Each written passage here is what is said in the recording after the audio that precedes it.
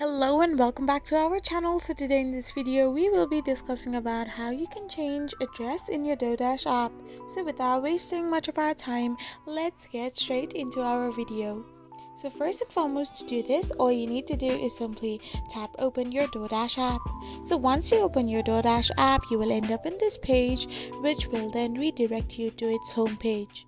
So once you're in the home page, you can find the address section in the left hand side of the corner. So simply tap on it, and in the search bar simply type in the number of address which you want to change your address to.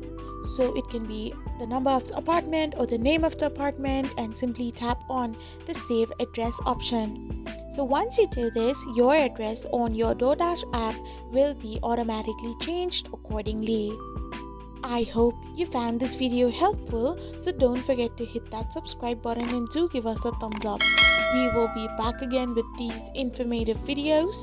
Till then, thank you for watching.